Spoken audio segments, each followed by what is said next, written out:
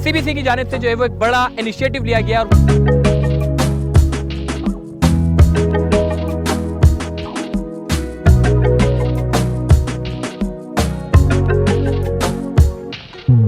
बेहतरीन किस्म के जो है वो फ्लावर्स से इस पूरे पार्क को जो है वो मेंटेन किया गया है। डस्टबिन यहाँ पे रखा गया है, बेंचेस यहाँ पे रखी गई हैं, वॉल क्रिएट की गई हैं और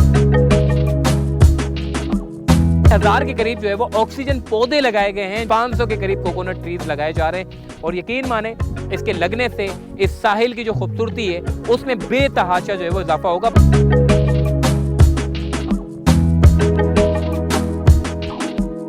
साहिल के ऊपर अगर इस तरह के अच्छे इनिशिएटिव हों तो यकीन माने कि आपकी तबीयत भी जो है वो हरी भरी होगी।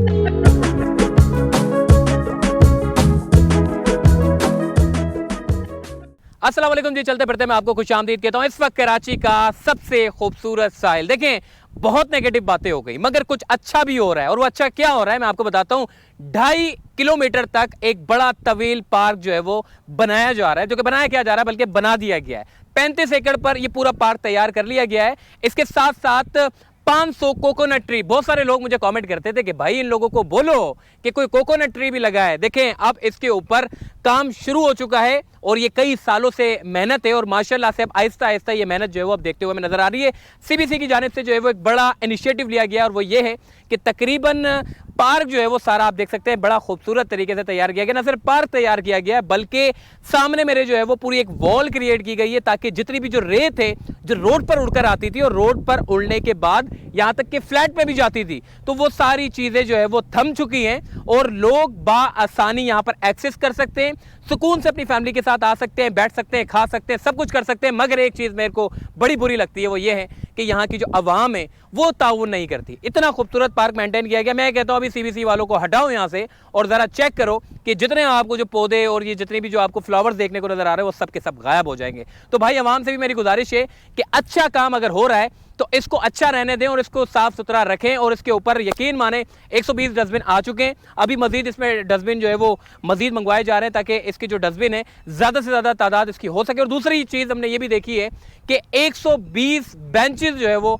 आ चुकी हैं और 120 बेंचेस के साथ साथ अभी मजीद इसकी बेंचेस बढ़ाई जाएंगी। तकरीबन इस पूरे एरिया में जो है वो 300 बेंचेस जो है वो इसका हदफ है कि 300 बेंचेस रखनी है ताकि आवाम ज़्यादा से ज़्यादा जो है वो सुकून से बैठ सके। और उसके साथ साथ मैं आपको ये बताऊं कि मेरे सामने समंदर है। अल्लाह ने कराची को एक बड़ी नेमत से नवाजा है और खुदा की कसम इस जगह पर आने के बाद बड़ी दिली खुशी होती है। मगर कुछ चीज़ें अच्छी ना होने की वजह से लोग ही ज़्यादातर जो है वो इन जगहों को जो है वो बदसूरत बनाते हैं, कचरा फेंकते हैं, पैम्पर फेंकते हैं, सब चीज़ें फेंकते हैं। मगर कुछ लोग अच्छे भी हैं जो अच्छा काम कर रहे हैं और उन अच्छे काम को अप्रिशिएट करना चाहिए। और इसी तरीके से जो है वो मतलब और क्या क्या मैं आपको मज़ीद बता रहा हूँ और क्या क्या प्लांटेशन की गई है उसके मुतालिक भी आपको बात करते हैं। चलिए हमारे साथ।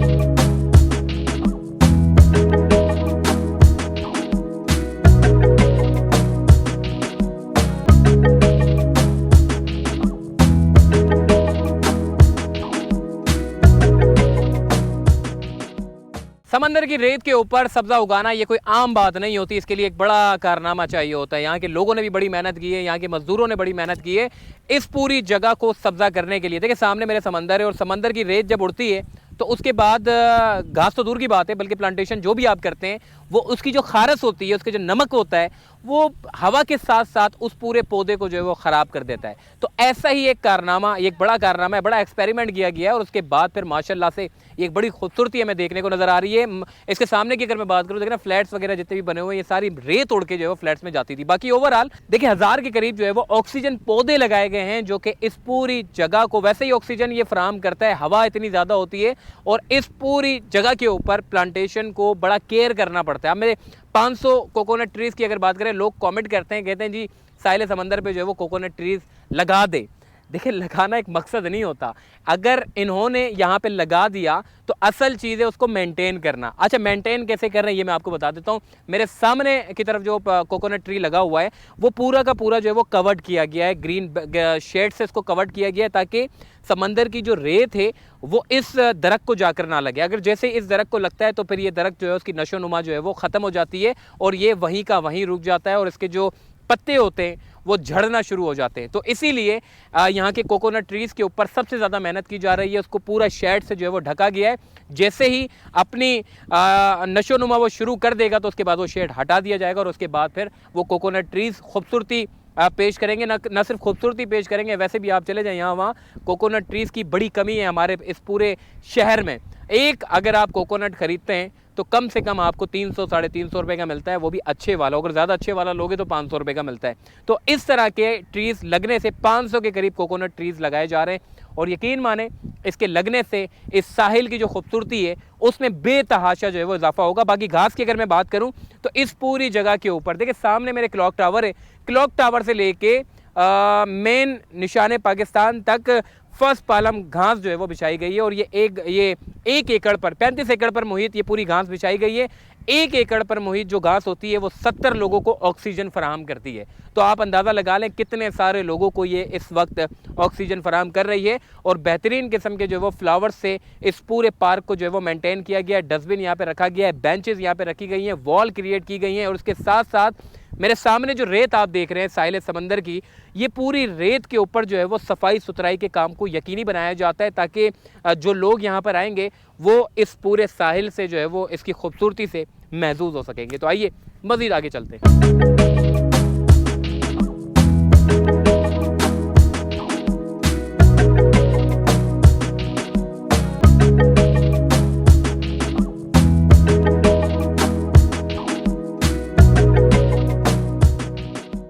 कराची के साहिल पर इस तरह का पार्क बनना यकीनन एक खुशाइंद बात है। बाकी आवाम का इसमें सबसे बड़ा अहम किरदार होना चाहिए, इसकी सफाई सुथराई का ख्याल रखें। दूसरी चीज़ देखिए अब इसका साहिल का मुस्तकबिल क्या होने जा रहा है, मैं उसकी आपको बात बता देता हूँ। देखिए इस साहिल के ऊपर जो है वो सबसे पहला काम इन्होंने किया है कि पूरी रेत को इन्होंने साफ़ किया है। जो कचरे और जो साफ पता नहीं क्या कुछ पड़ा होता था वो सब इन्होंने साफ़ किया है।